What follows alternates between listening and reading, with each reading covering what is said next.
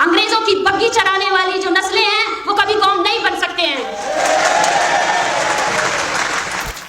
आपके उन सरदारों का हाल ये है कि वो अब टेंट में छुपे बैठे हैं, उनके लिए बलोच जमीन गुम कर दी गई है हमने। आज आपके वो बलोच सरदार अपने बच्चों के साथ भाग गए हैं, लेकिन बलोच नहीं भागा है, वही खड़ा है जहां वो खड़ा था। आपके लिए सीपैक, आप जब भी इस समंदर को देखते हैं तो आपको बिलियनर प्रोजेक्ट सीपैक नजर आता है, लेकिन यकीन कीजिए बलोच जब भी उस समंदर को देखता है उसे अपने शहीदों का लहू याद आता है। बलोच को थकाने वाले लोग थक गए, उनके नाम मिट गए तारीफ से, बलोच थका नहीं है। हम अपनी शिनाख्त भी बताएंगे, हर आने जाते हुए आपको बताते जाएंगे, मैं बलोच इस सरजमीन का वारिस, और तुम्हारी शिनाख्त ये है कि तुम एक कब्जागीर लुटेरे और जानवर हो, और कुछ नहीं है तुम्हारी शिनाख्त। आज बलोच मीर मेहराब खान को नहीं भूल रहा है तो आप कैसे सोच सकते हैं कि वो बालाज को भूल सकता है। आज आप सबके सामने इस मौके पर, जिसको हम आलमी यौमी इंसानी हकूक का दिन कहते हैं, मैं खड़ी हूँ। मेरे लिए ये एक दुख और दर्द का दिन है, इसलिए कि मेरी कौम ने जिंदगी जीने का जो एक हुनर है वो हम भूल चुके हैं। हम इंसानी हकूक को भूल चुके हैं कि इंसानी हकूक क्या है।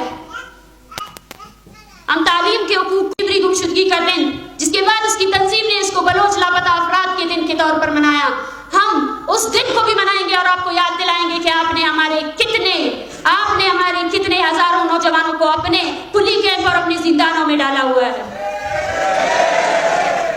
अरे बलोच ने तो 13 नवंबर के दिन को आज तक जो है ना वो मना रहा है। वो 13 नवंबर जब मीर मेहराब खान ने अंग्रेजों के सामने मुजम्मत की, आज बलोच मीर मेहराब खान को नहीं भूल रहा है तो आप कैसे सोच सकते हैं कि वो बालाज को भूल सकता है। आज आइन की शकों पर बात की गई, लेकिन हमारे लिए और आपके लिए जानना जरूरी है कि एक मुल्क जो 30 साल तक अपना आइन नहीं बना सका, एक ऐसा मुल्क जिसने 28 मरतबा अपने आइन में तरामीम की और उन तमाम तरामीम में अपने फाशिस्ट फौज को इख्तियारात दिए, उस आइन की कोई कीमत, कोई कदर हमारी आंखों में नहीं है। हम अपना आइन खुद बनाएंगे। वो आइन ये है कि हमें हमारी जमीन में जिंदा रहने का हक दिया जाए। हर वो हक जो एक इंसान पर वाजिब है, जिसको मिलने चाहिए वो मिलने चाहिए। हम उस हक के दावेदार है जो तमाम इंसानों को पैदाइशी तौर पर दिए गए हैं। हमने किसी की जमीन पर कब्जा नहीं किया है।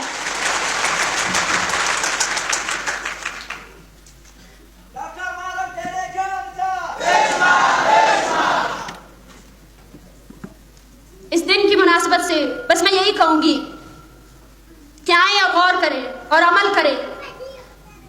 बलूचिस्तान पर कब्जे के बाद हमारी जो एक सिविलाइज्ड सोसाइटी की प्रोग्रेशन है वो सुस्त हो चुकी है। उसको हमें आगे बढ़ाना है। अपने अंदर मौजूद उस कब्जागीर को बाहर निकालना है जो हमें ये कहता है कि अपने भाई को मारो, जो हमें ये कहता है कि अपने जमीन का सौदा करो, जो हमें ये कहता है कि खामोश हो जाओ। जब तक हम उस कब्जागीर को बाहर नहीं निकालेंगे तब तक हम कभी भी इस मुजम्मत के साथ अमली तौर पर एक नहीं हो सकते हैं। और आज के इस दिन बलूचिस्तान को अमन, इंसाफ और वकार के लिए हम ऐद करेंगे। इसके अवाम को वही आज़ादी और वही हकूक चाहिए जो इंसानी हकूक के आलमी मंशूर के तहत वादा किए गए थे। बलोच कौम हर गिरती लाश के साथ, या हर माँ जिसके हाथ में वो तस्वीर है, या अपने कौमी वकार पर हर हमले के साथ, या हर इस दिन की मुनासबत से हमें ऐद करना होगा कि कौमी जद्दोजहद से हम कभी भी पीछे नहीं हटेंगे और अपने कौमी वकार के मुकाबले में कभी खामोश नहीं होंगे। जब तक जुल्म है हम मुजम्मत करेंगे, जब तक खामोशी है हम बोलेंगे, और जब तक उम्मीद है हम एक बेहतर कल के लिए कोशिश करते रहेंगे। और उसके लिए हमें नस्लों की कुर्बानी देनी है। तो इस नस्ल को कुर्बानी देकर ही आगे की नस्ल को मुजम्मत का देर पहुंचाना चाहिए। आप सबका मैं बहुत शुक्रगुजार हूँ। यकीन कीजिए बलोच यकजहती कमेटी एक सियासी पार्टी है, लेकिन इस सियासी पार्टी की ताकत आप सब है। ये माएँ हैं जो सफर करके आई हैं, अपने बच्चों के साथ आए हैं, मेरे उस्ताद हैं जिनको इस बात का डर नहीं है कि इस मजमे में आने के बाद उनकी किस तरह प्रोफाइलिंग की जाएगी, उनको किस तरह हरासा किया जाएगा। या मेरे वो तमाम मेहमान हैं जो बलोच यकजहती कमेटी के प्लेटफॉर्म में आकर हमें इज्जत बख्शते हैं, हमें वकार बख्शते हैं। और मैं समझती हूँ कि अवामी मुजम्मत के बगैर इसका कोई हल नहीं हो सकता है। इस रियासत ने सिर्फ तशद्दुद किया है, लेकिन तशद्दुद के बदले में इसको अवामी मुजम्मत का सामना करना पड़ेगा। यह अवामी मुजम्मत ही है जो इसको पीछे लेकर जाएगी। आज ये 2 कदम पीछे हटी है तो हम उसको 10 कदम पीछे और हटाएंगे, और ये सब हम एक साथ मिलकर कर सकते हैं। मैं आप सबका बहुत शुक्रगुजार हूँ। और साथ साथ बलोच यकजहती कमेटी के उन कारकुनान का, उन हमारे तहरीकी हमदर्दों का जो इस प्रोग्राम को कामयाब बनाने में इन्होंने साथ दिया। और मैं इसके साथ साथ माफ़ी भी चाहती हूँ क्योंकि आप सब लोग जो खड़े हैं, जिनके बैठने के लिए हमने जगह का इंतज़ाम नहीं किया, उसके लिए मैं आप सबसे माफ़ी चाहती हूँ। बस एक ही पैगाम है और वो पैगाम मजम्मत का है, उस मजम्मत का है जो हमें और आपको, हमारे कौमी वक़ार को दोबारा से बहाल कर सकता है। बहुत बहुत शुक्रिया। बलोच मजम्मत जिंदाबाद।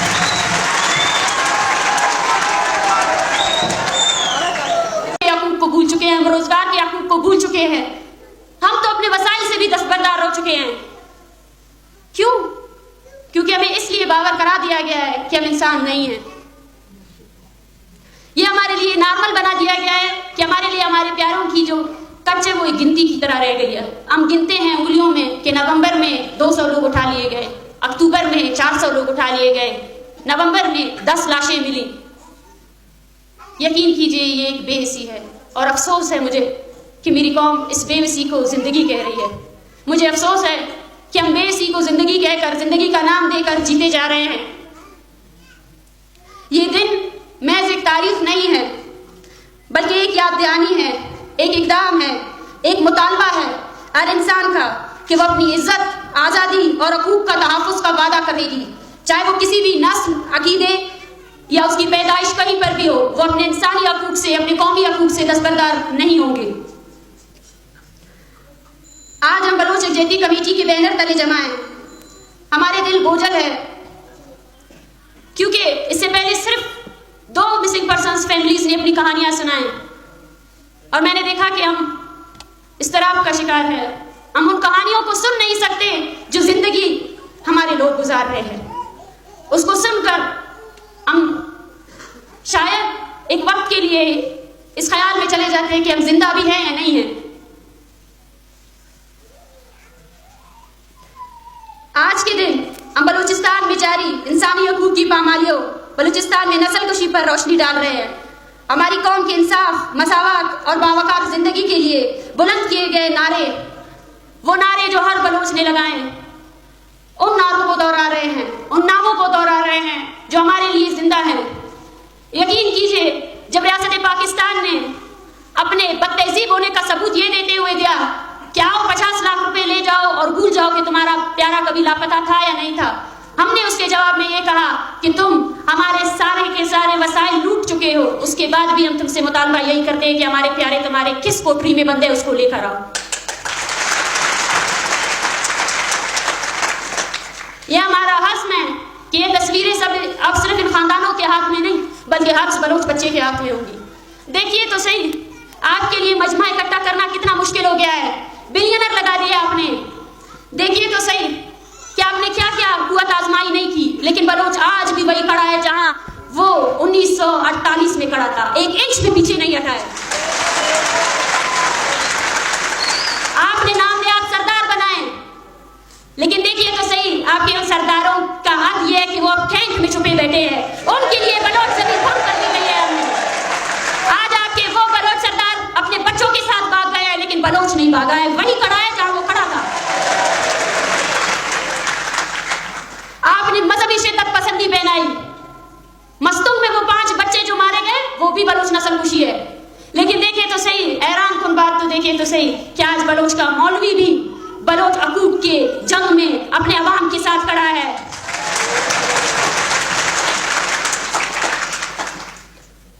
यही हमारी जीत है और इस जीत को समझने के लिए आपको सबसे पहले कौम होने का जो एक लक़ब है उस पर पूरा उतरना पड़ेगा।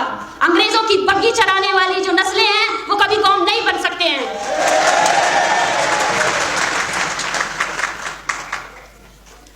और हमारी कौम की ये जंग हमारे कौम की आने वाली नस्लों की बावकार जिंदगी के लिए जारी रहेगी।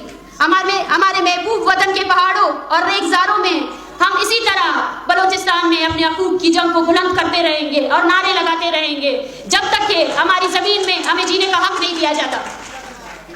आपका मुकाबला एक ऐसी कौम से है जो इंसान को जोड़े अपने पहाड़ों से भी मोहब्बत करता है।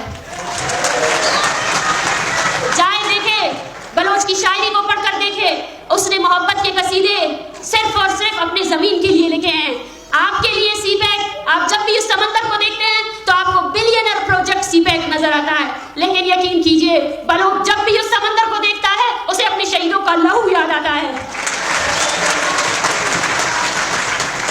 क्योंकि उस समंदर की रखवाली के लिए लहू दिया गया है। और उस लहू का हिसाब कुछ नहीं, बिलियनर नहीं, ट्रिलियनर नहीं, आप कुछ भी सौदा करके देख ले, हम उस जमीन को, उस समंदर को आपको बेचने नहीं देंगे।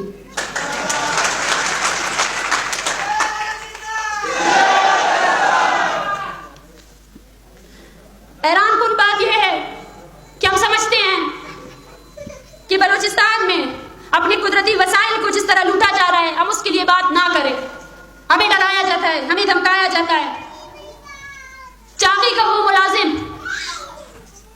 वो ड्राइवर जो तेल का कारोबार कर रहा है, जिसकी खुद की जमीन से सोना निकल रहा है, ये उसकी भी जद्दोजहद है। और बलोच अपने वसाइल का भी तुमसे मुतालबा करेगा, अपने हर चीज का मुतालबा करेगा, क्योंकि हम समझते हैं कि 1948 में जमीन में कब्जा करने के साथ साथ आपने हमसे हमारी इंसानियत छीन ली है। अब हमारी कौम लाशों को बस गिन रही है और कुछ नहीं रहा हमारे लिए। हम उसी इंसानियत को वापस लाना चाहते हैं और ये जंग इस जमीनी कब्जे के खत्म होने के बाद भी जारी रहेगी। हम उस इंसानियत की क्लेम कर रहे हैं जिससे हम एक तहजीब याफ्ता मुआशरा बना सके।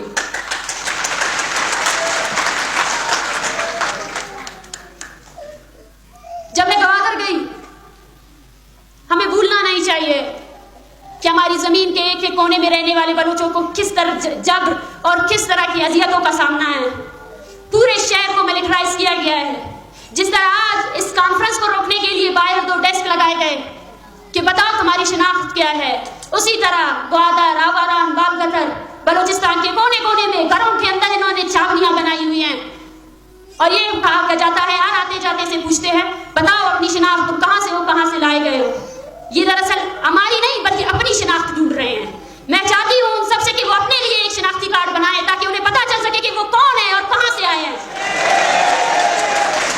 बलोच थका नहीं है,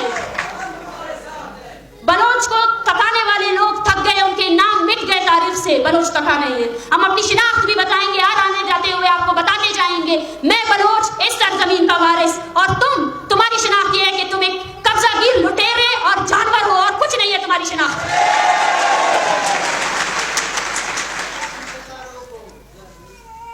यकीन कीजिए इस मजमे में इन रोते हुए बच्चों की आवाजें सुनकर, इन बच्चियों को देखकर मैं हर बार कहती हूं ये हमारे लिए उम्मीद भी है और इम्तिहान भी है। उम्मीद इसलिए है क्योंकि हमें पता है कि हम जिस नजरिए पर खड़े हैं उस पर खड़े रहेंगे, क्योंकि हमारा मकसद जो था वो हमने अपने आने वाली नस्लों तक पहुंचा दिया। इस रियासत को सोचना चाहिए कि आज बलोच का बच्चा अपने बाप के साथ ये जिद करता है कि उसे BYC के धरने में जाना है, एहतजाज में जाना है, वो किसी पार्क में जाने की जिद नहीं करता। आज बलोच का बच्चा अपने स्कूल में नज़्म सुनाने के बजाय किसी तकरीर को सुनाता है, उस शेर को सुनाता है जो किसी कौमी शायर में लिखा हुआ है। ये हमारी जीत है। लेकिन उसके साथ साथ ये हमारे लिए इम्तिहान भी है। ये हमारे लिए इम्तिहान है कि जो जिंदगी हमने गुजारी या जो जिंदगी गुजारने पर हमें मजबूर किया गया, जिसे मैं जिंदगी का नाम भी नहीं देती हूं, वो जिंदगी ये बच्चे ना गुजारे, वो जिंदगी ये बच्चे ना गुजारे। उन्हें तालीम का हक दिया जाए, उन्हें बावकार जिंदा रहने का हक दिया जाए, उनकी पहचान को उनका फख्र बना दिया जाए। ये जो मसकशुदा लाशें हमें मिलती हैं जिनको जलाकर काला बना दिया जाता है, ये हमारे कौमी हकूक के साथ साथ हमारी कौमी वकार पर भी एक धब्बा है, एक हमला है। वो हमें बार बार, मैं समझती हूँ आज के दिन नहीं, बलोच ने तो हर चीज के लिए दिन और मकामात करार दिए। ये भी इस रियासत की वजह से है। 25 जनवरी का दिन आने वाला है, वो दिन जिस दिन तूतक में सैकड़ों की तादाद में लाशें बरामद हुई, वो दिन जो बलोच नस्लकुशी का दिन होगा, वो दिन जिस दिन बलोच अपने हर शहीद की वारिसी का ऐलान करेगा और उस वारिसी के ऐलान के साथ साथ ये भी ऐलान करेगा कि उसके नजरिए को आगे लेकर जाएगा। इसी तरह हमारे तारीखी मकामात वो भी रियासत ने खुद बनाए। देखिए तो सही, तलाक की पहचान एक चेक पोस्ट थी, लेकिन उस तलाक की पहचान आज कौमी मुजम्मत की जगह है। वो 28 जुलाई जो शायद आपके कैलेंडर में एक तारीख है, लेकिन उस 28 जुलाई में बलोच राजी मुच्ची पर आपने जिस कदर जबर और तशद्दुद का इस्तेमाल किया, उसकी वजह से ये आज हमारी कौमी यादाश्तों का हिस्सा है। हम हर दिन को मनाएंगे 8 जून जाकिर मजीद की